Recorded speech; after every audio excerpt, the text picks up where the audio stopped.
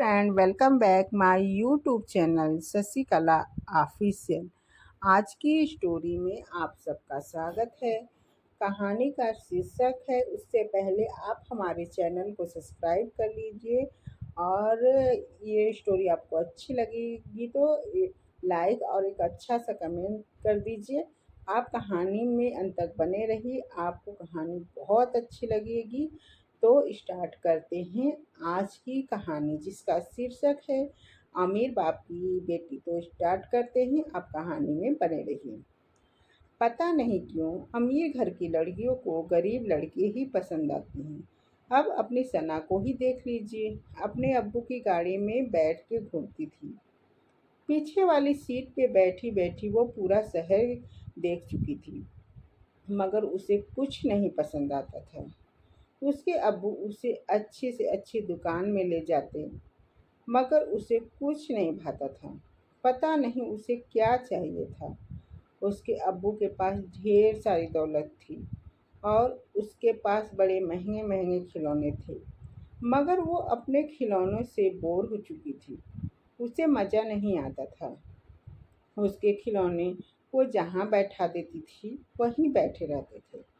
उसने अपने अब्बू से एक दिन बड़े प्यार से शिकायत की थी, अब्बू, ये खिलौने हिलते डुलते क्यों नहीं हैं?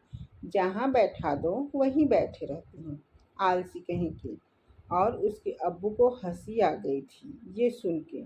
तो हमारी सना को हिलने डुलने वाले खिलौने चाहिए। हाँ, उसके अब्बू कोशिश करते थे कि सना को किसी भी तरह की तकलीफ न हो। उसकी अम्मी नहीं थी ना, इसलिए उसके अब्बू उसकी हर पसंद नापसंद का ख्याल खुद ही रखते थे। इसलिए उन्होंने सना के लिए कुछ हिलने डुलने वाले खिलौने भी ला दिए थे। मगर सना दौड़ती हुई आई और कहा, ये क्या अब्बू? पहले वाले खिलौने तो पूरे आलसी थे, अब तो आप लाए हैं वो आधे आलसी हैं। मेरे पास से दूर जाते हैं मगर वहीं रुक जाते हैं, मेरे पास लौट के नहीं आते। उसके अब्बू ने मुस्कुरा के कहा, कोई बात नहीं, हम अपनी सना के लिए अब ऐसा खिलौना लाएंगे जो लौट के आपके पास भी आएगा। फिर वो ले आए रिमोट से चलने वाले कुछ खिलौने, जिनसे सना कुछ दिन तो खुश रही, मगर फिर शिकायत करने चली आई, अब्बू, ये खिलौने तो और भी खराब हैं, जब तक बटन न दबाओ हरकत ही नहीं करते हैं। क्या कोई ऐसा खिलौना नहीं आता जो बिना बटन दबाए हरकत करे? उसके अब्बू को समझ में आ गया था कि उसे कैसा खिलौना चाहिए। उन्होंने कहा, अभी आप बहुत छोटी हैं, थोड़ी बड़ी हो जाएं तो हम आपकी शादी कर देंगे। फिर आपका शौहर वैसे ही हरकत करेगा जैसा आप चाहेंगी। उसके उसके अब्बू उससे चिढ़ाते थे। वो मुंह फुला के अपने अब्बू से भी नाराज हो जाती थी और कहती थी, आपको पता है, आप मेरी शादी की बात करते हुए बिल्कुल अच्छे नहीं लगते। जाइए, हम आपसे बात नहीं करते हैं। सना मुंह फुला के पिछली सीट पे बैठी हुई थी। 8 साल की उम्र में भी गुस्सा उसकी नाक पे रहता था। उसके अब्बू उसे आज मना के थक चुके थे और इसी चक्कर में उसकी गाड़ी पंचर भी हो गई थी। उसके अब्बू ने उसे फिर चिढ़ाया, थोड़ा गुस्सा कम करो सना, देखो गाड़ी पंचर कर दी तुमने तुम्हारे गुस्से ने। सना को यह मजाक बिल्कुल भी अच्छा नहीं लगा था। उस उसके अब्बू गाड़ी का पंचर ठीक करवाने के लिए एक मैकेनिक की दुकान पर रुके। सना का मुंह अब भी वैसे ही फूला हुआ था, तभी जैसे रबड़ को खींच के काफ़ी देर रखा जाए और फिर धीरे धीरे ढीला छोड़ा जाए तो रबड़ ढीला हो जाता है, वैसे रबड़ को आराम मिल जाता है। वैसे ही सना का खिंचा हुआ चेहरा धीरे धीरे ढीला हो गया था। उसकी आंखों में मुस्कुराहट आ गई थी। कुछ देख लिया था उसके मन में, जिनसे उसके चेहरे पर रौनक ला दी थी। जो काम महंगे महंगे खिलौने न कर सके, वो मैकेनिक की दुकान पे काम करने वाले एक 10 साल के मैकेनिक ने कर दिया। सना देख रही थी कि किस तरह से एक बच्चा जो उसकी ही उम्र के आसपास दिख रहा था, अपने काम में इतना माहिर है। उसके अब्बू की गाड़ी का पंचर वहीं ठीक कर रहा था। उसके देखते ही देखते झट से पंचर ठीक कर दिया था और अब वो उसके अब्बू से अपने काम के पैसे ले रहा था। उसके माथे पे पसीना था। सना का उसका चमकता हुआ माथा बहुत अच्छा लगा। उसका चेहरा जैसे खिल सा गया था। वो उस मैकेनिक को देखकर मुस्कुरा रही थी। तभी गाड़ी आगे बढ़ गई। उसके अब्बू ने गाड़ी स्टार्ट कर दी और उन्हें कुछ पता ही नहीं चला कि उसकी गाड़ी के पंचर के साथ साथ सना का गुस्सा भी ठीक हो गया। मगर वो उस छोटे से मैकेनिक को ठीक से देख नहीं पाई थी। जाते हुए भी वो गाड़ी से बाहर देख रही थी। उस मैकेनिक ने भी सना को देखा। वो सोच रहा था, क्या आराम की जिंदगी है। अगले दिन वो मैकेनिक अपने काम में मगन था।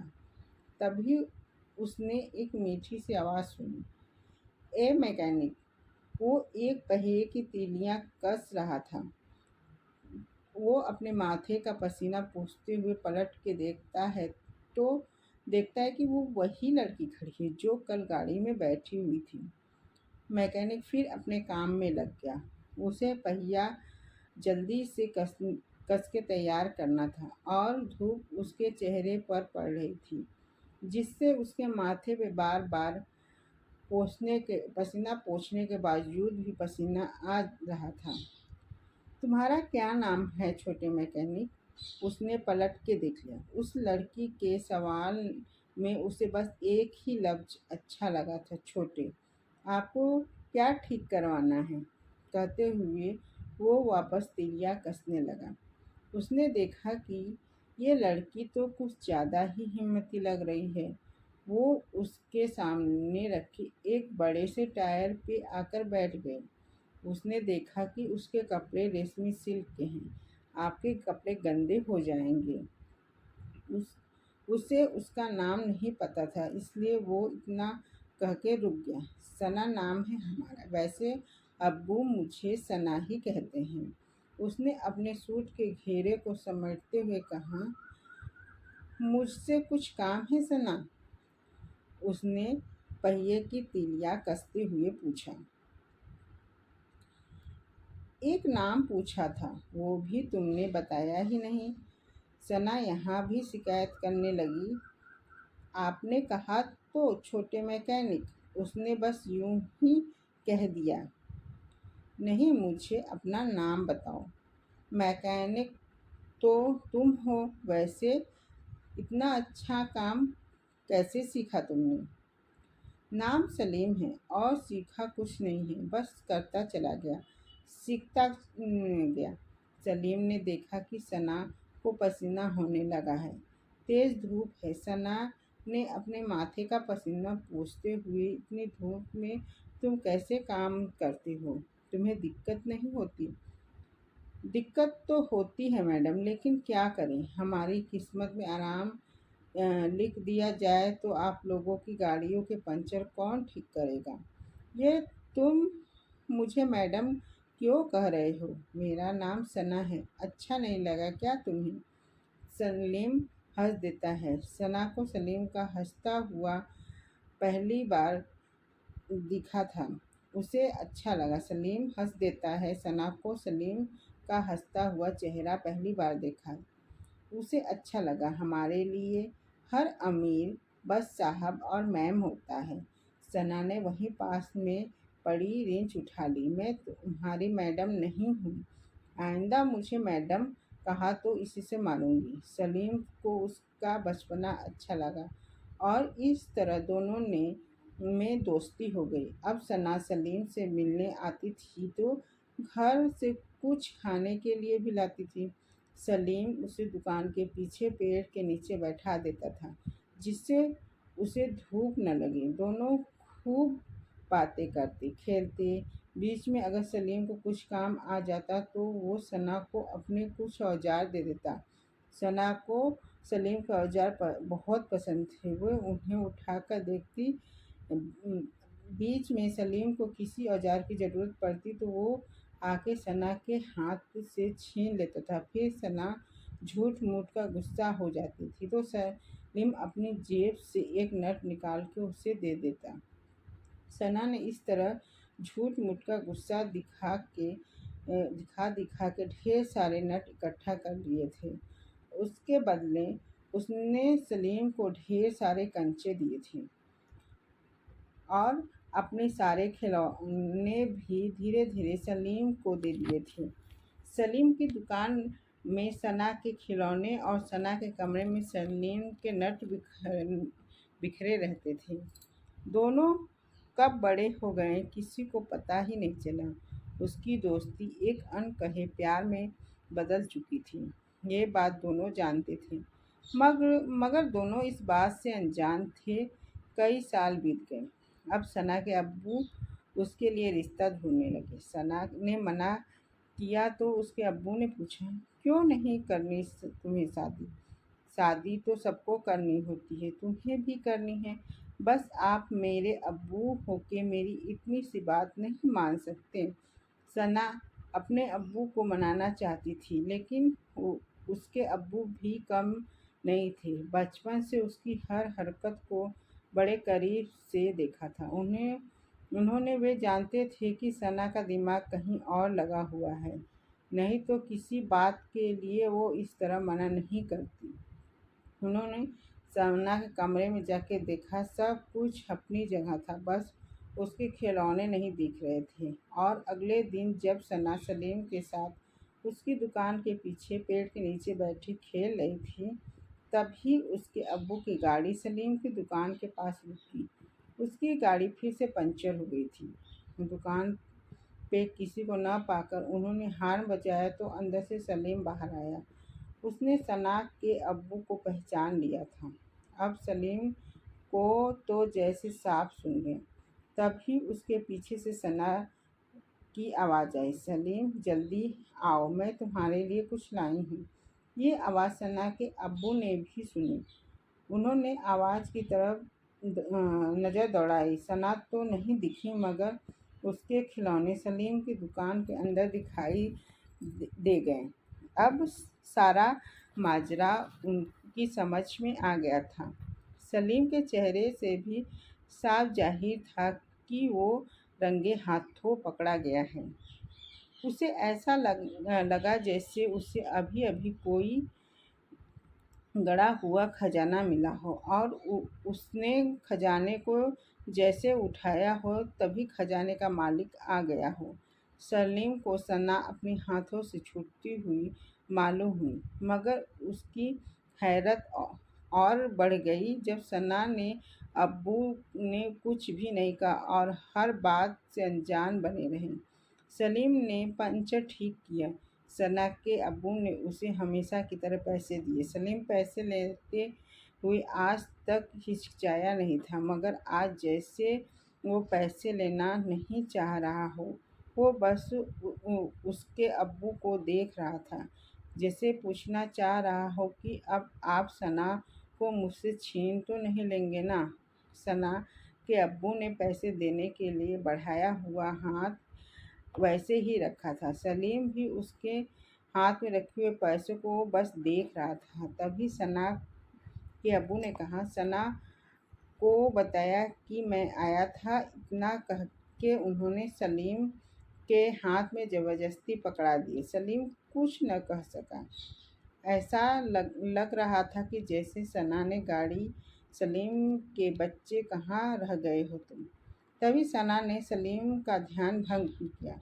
वो खुद देखने के लिए बाहर आ गई। और सलीम इतनी देर क्यों लगा रहा है एक पंचर ठीक करने में, तो उसे 2 मिनट लगते हैं। सना ने सलीम को जी में आया सुनाया, तुम्हें पता भी है मैं तुमसे कुछ कहने वाली थी आज। सलीम ने मुस्कुरा के सारी बात भुला दी, जैसे वो तैयार हो गया था सना को खोने के लिए। वैसे भी सना की दोस्ती अब खत्म होने वाली थी। उसकी औकात ही क्या थी कि एक रईस बाप की बेटी से दोस्ती करता। लाओ अब मेरा गुस्सा शांत करो।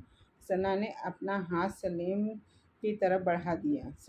सना भी जानती थी कि वो क्या मांग रही थी, और सलीम भी। सलीम ने अपनी जेब से हाथ डाला। आज उसकी जेब में एक भी नट नहीं था। इन 10 सालों की दोस्ती में ऐसा पहली बार हुआ था।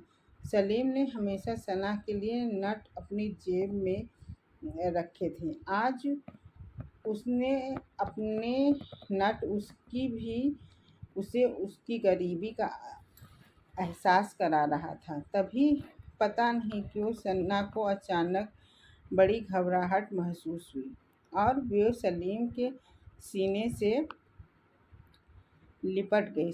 सलीम, मैं तुम्हें प्यार करने लगी हूँ। तुम हमेशा मेरे साथ रहोगे ना? आज पहली बार दोनों में प्यार की बात हुई थी।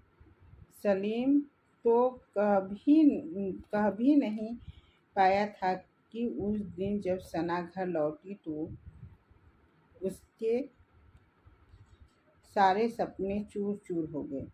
उसके अब्बू ने उसे अब सलीम के पास जाने से मना कर दिया।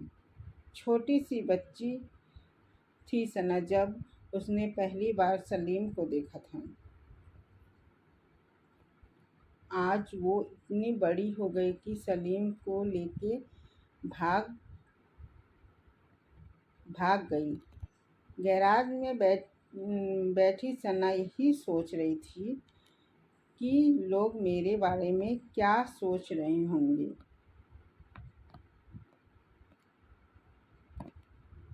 आपको ये कहानी अच्छी लगी तो आप हमें कमेंट में ज़रूर बताइएगा, और हमारे चैनल को सब्सक्राइब कीजिए और चैनल को लाइक कीजिए और कमेंट कीजिए।